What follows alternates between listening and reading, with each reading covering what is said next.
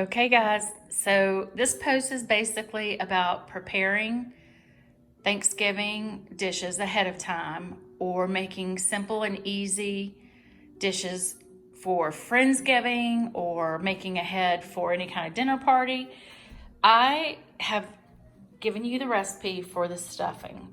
This is my mom's sausage stuffing, and basically it's cooked for about an hour, and it's been on 375 for about 1 hour. So that's one item, cooked and crispy on the outside and moist on the inside. I also gave you the recipe with the leftover onions from the stuffing for these southern green beans cooked with a little bit of onions. Basically, they taste like they've been cooked all day, and they really have an amazing flavor. And so this is my little Thanksgiving lunch that I made for my family this afternoon. So with the leftover celery that I didn't need for the stuffing, I cut and saved and stuffed with pimento cheese. And so that is a great appetizer. It's inexpensive. I put olives in the middle here, and I have this really great olive fork that I got in Southport from a little antique shop. These make great hostess gifts. If you're taking a dish somewhere and you want to take a little something for the hostess, that's an amazing gift. They also come in two other sizes. This is the pickle fork here, and then this one is the olive fork. And then this one that I have in my pimento cheese is the little hors d'oeuvre fork. And it's so cute. These make the greatest gifts, especially if somebody doesn't drink or you don't know what their preference is for wine. It would be something really unique and interesting to give them. If you're taking wine to a Friendsgiving or a Thanksgiving at someone else's house, and you just want a great bottle of wine that is well priced and is full of flavor and has an amazing reputation, this Josh Cabernet Sauvignon is really good. It's $14. The meal that you see in front of you from start to finish was under $30. I Instacarted everything. The stuffing made this large casserole, this medium casserole, and this casserole for about $4. It made the leftover celery and pimento cheese was used for an appetizer. The green beans was used with the leftover onion. 2 cans of green beans in this dish. That serves about $4. And then I have just some turkey from the fridge. So this entire spread is under $30 and easy to make, and anyone will be grateful to see it coming in the door for Thanksgiving or Friendsgiving. I hope you enjoy.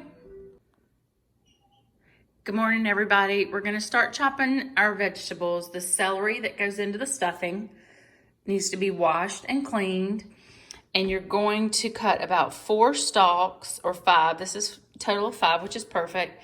You're going to save the leafy pieces for your Bloody Marys, and you're going to cut the other 4 or 5 that are left over in the bunch into small slices so that you can use them for pimento cheese, cream cheese, whatever you want to serve as a little healthy and light appetizer before your meal.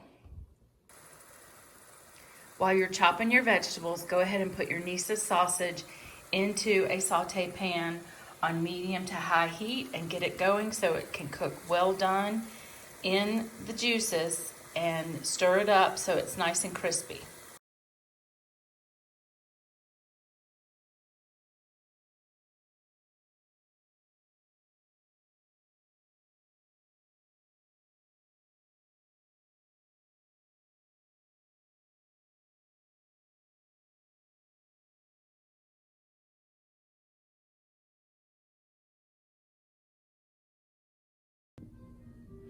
Okay, everybody, I've got my ingredients into my large bowl. I have 5 stalks of celery diced very small. I have 1 onion diced extremely small, with the exception of taking out about half a cup for a green bean recipe that I'm going to show you. I've got 1 tablespoon of kosher salt. Excuse me, that's incorrect. I've got 1 teaspoon of kosher salt, 1 tablespoon of oregano, and half a teaspoon of pepper. And I have shown you progress pictures of the Nice's sausage being cooked. You see, there it is. It looks like it's burned, but it's not. Once the sausage gets to this point and that you see it really crispy and crunchy and cooked down, you're gonna take it off the cooktop and you're gonna dump it in to the dressing with all of the grease and everything. Don't be afraid, it's gonna give it great flavor.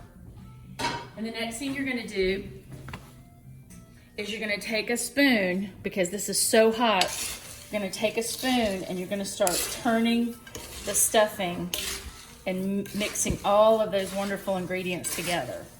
Once it cools down, which will take a hot minute, just keep stirring and keep combining. You're gonna get your hands into it. But I'm not gonna put the eggs in it right now, because if I do, with the heat of the sausage, have I been saying stuffing instead of sausage? Who knows? Once the heat of the sausage cools down, you are going to add your eggs, and that's going to be what you use to keep it all together, to bind it. And then I'm going to slowly incorporate the chicken stock or the chicken broth from the box that I like to use. I like a Swanson chicken broth. It's just as easy and quick, has great flavor. It's not too overpowering and it's not bland.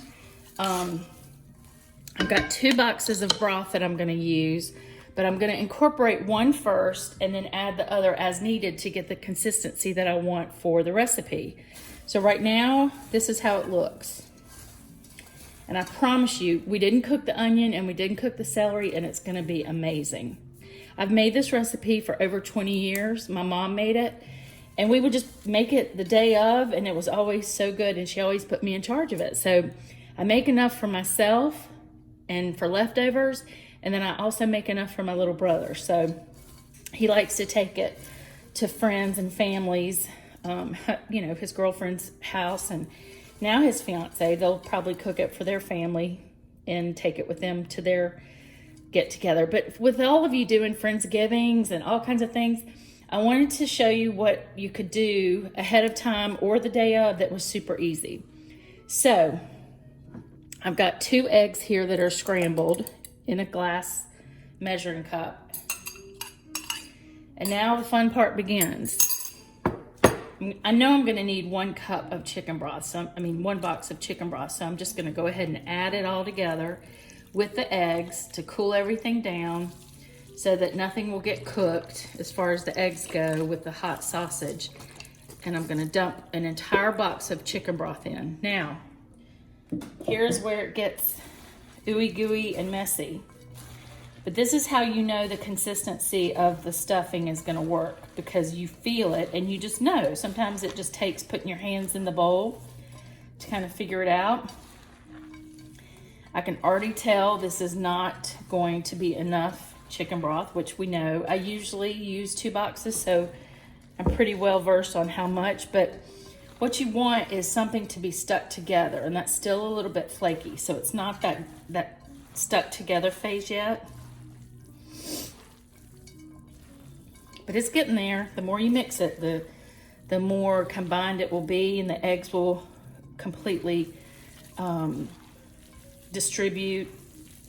I want the salt, pepper, and oregano to distribute, so I'm gonna get in here and work it. So it's close. I like it, but it's a little bit too flaky for me. So I'm gonna go ahead and put the rest. Let's start with half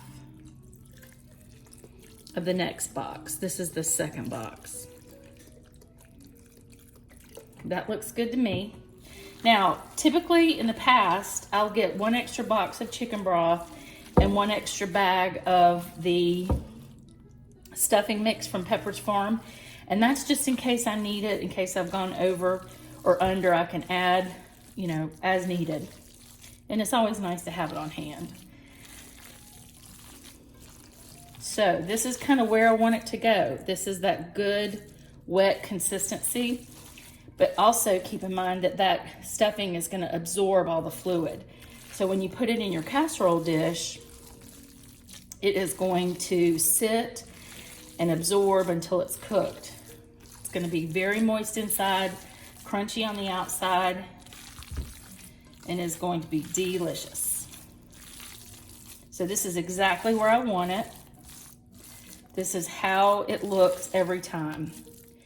and it's wet so that you'll have it moist enough so it's not going to dry out. And all of these vegetables that are raw in here are going to cook to perfection because it's going to take at least an hour to cook at 350 in the oven. Hopefully this will help you get ahead. If not, it'll be a great recipe to make the day of.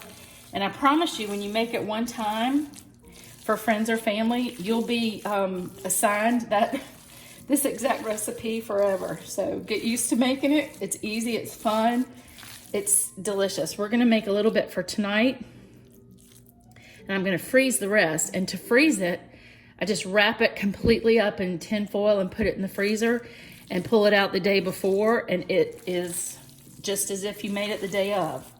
So here you go. Here is your holiday Thanksgiving stuffing with onion, sausage, and celery, spices, Pepperidge Farm, herb stuffing, little eggs, seasonings, and it's good to go.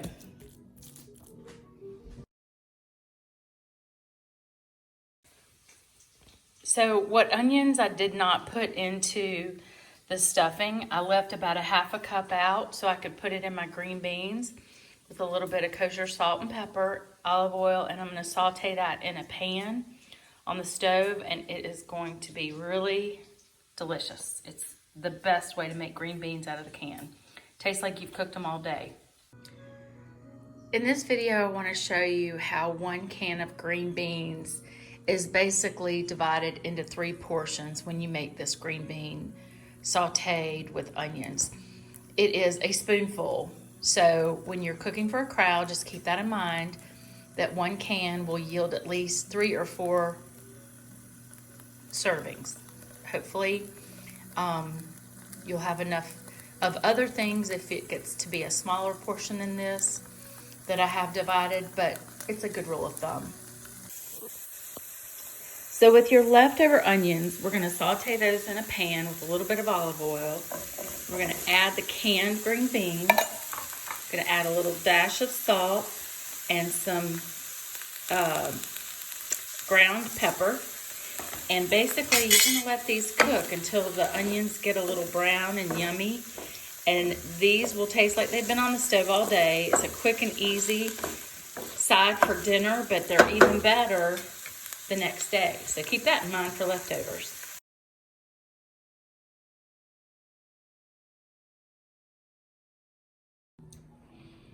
Stay tuned for more recipes that you can use to make your Thanksgiving or Friendsgiving an amazing success, and something that you can do to add to a buffet or a covered dish that will taste amazing.